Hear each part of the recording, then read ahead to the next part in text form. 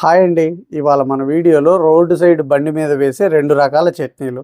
అల్లపు చట్నీ, పల్లీ చట్నీ. 5 నిమిషాల్లో టక్కుమని తయారు చేసుకోవచ్చు. ఇడ్లీ గానీ, దోస గానీ, వడ గానీ ఎందులోకైనా చాలా రుచిగా ఉంటుంది. మరి ఈ రెసిపీస్ నేను ఎలా చేశానో మీకు అర్థం అవ్వాలంటే వీడియోని స్కిప్ చేయకుండా చూడండి. ఈ వీడియో కనుక మీకు నచ్చినట్లయితే ఒక లైక్ చేయండి. ఇంకెందుకంటే ఆలస్యం, రండి వెళ్ళి రెసిపీస్ చేసేద్దాం. ముందుగా అల్లం చట్నీ చేయడానికి 50 గ్రాముల అల్లాన్ని తీసుకొని శుభ్రంగా చెక్కంతా తీసేయాలి. చెక్కు తీసిన తర్వాత ఒక 2-3 సార్లు నీళ్లతో బాగా కడగాలి, లేదంటే ఇసుకుంటుందండి. మన చట్నీ అంతా ఇసుకగా తగులుతుంది. ఇలా కడుక్కున్నాం కదా, ఇప్పుడు వీటిని చిన్న చిన్న ముక్కలుగా కట్ చేసుకుందాం. ఇప్పుడు స్టవ్ మీద కళాయి పెట్టుకొని 2 టీ స్పూన్ల ఆయిల్ వేసుకోండి. ఆయిల్ వేడైందండి. ఇప్పుడు ఇందులో మనం ముందుగానే కట్ చేసి పెట్టుకున్న అల్లం ముక్కల్ని వేసుకోండి. ఇప్పుడు ఇందులోనే 5-6 వెల్లుల్లి రెబ్బలు, 100 గ్రాముల పచ్చిమిర్చి, 2 రెమ్మల కరివేపాకు. పచ్చిమిర్చి 50 గ్రాముల అల్లానికి 100 గ్రాములు అనేవి ఖచ్చితంగా ఉండాలండి. మీకు అంత స్పైసీగా అయితే ఏమీ ఉండదు, మీరేం భయపడాల్సిన అవసరం లేదండి. ఇప్పుడు స్టవ్ని మీడియం ఫ్లేమ్లో పెట్టుకొని కలుపుకుంటూ 3-4 నిమిషాల పాటు వేపుకుందాం. 4 నిమిషాలు అయిపోయిందండి. చూసారు కదండి, పచ్చిమిర్చి, అల్లం ఇవన్నీ దోరగా వేగాయి కదా. ఇప్పుడు ఇందులోనే ఒక 20 గ్రాములు చింతపండు వేసుకోండి. గ్రామ్స్లో తెలియదు అనుకుంటే ఒక 2 రెబ్బలు వేసుకోండి. చింతపండు రెబ్బలు ఉంటాయి కదా, అవి 2 రెబ్బలు వేసుకోండి, సరిపోతుంది. ఒకసారి కలిపేసి 1 నిమిషం పాటు ఉంచామంటే ఆ చింతపండు అనేది మెత్తబడుతుంది. ఇప్పుడు సపరేట్ ప్లేట్లోకి తీసేసుకుందాం. చూసారు కదండి, కళాయిలో కొద్దిగా ఆయిల్ ఉంది కదా, మళ్ళీ ఆయిల్ అనేది వేయాల్సిన అవసరం లేదండి, ఇదే ఆయిల్ సరిపోతుంది.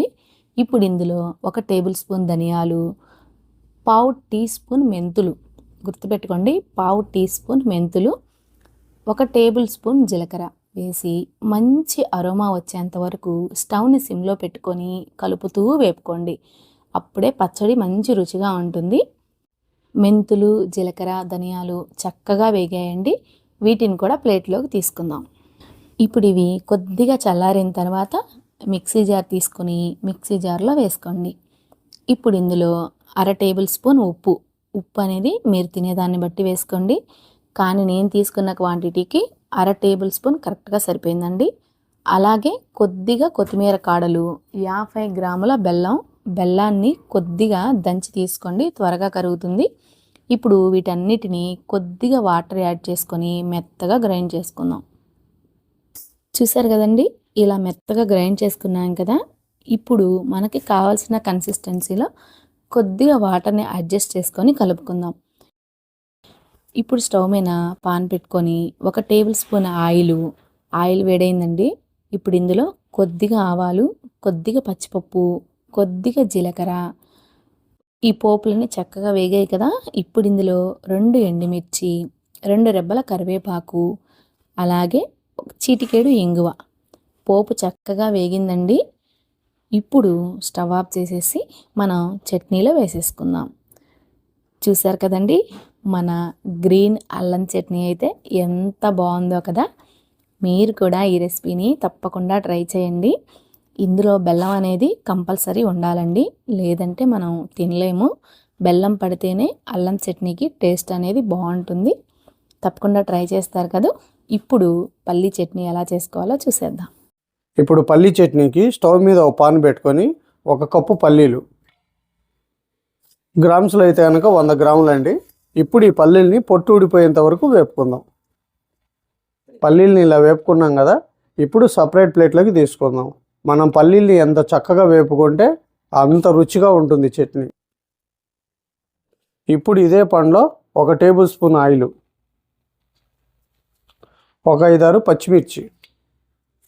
ఈ పచ్చిమిర్చిని దోరగా వేపుకుందాం. కొద్దిగా కరివేపాకు, కొద్దిగా అల్లం ముక్క.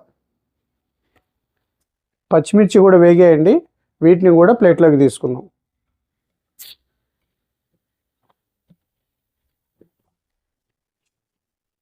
ఇప్పుడు ఇందులోనే ఒక 3 టేబుల్ స్పూన్లు పుటాని, ఒక 1/4 టీ స్పూన్ జీలకర్ర, టీ స్పూన్ ఉప్పు. ఇప్పుడు తగినన్ని నీళ్లు పోసుకొని మరీ మెత్తగా కాకుండా లైట్ బరగ్గా గ్రైండ్ చేసుకుందాం. చట్నీ ఇలా గ్రైండ్ చేసుకున్నాం కదండి. ఇప్పుడు పోపు పెట్టుకుందాం. ఇప్పుడు ఇదే పాన్లో 2 టేబుల్ స్పూన్లు ఆయిల్,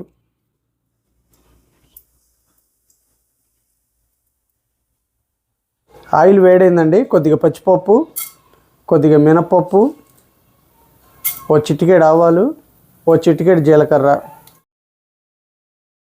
ఒక 4 ఎండుమిర్చి ముక్కలు, ఒక రెబ్బ కరివేపాకు,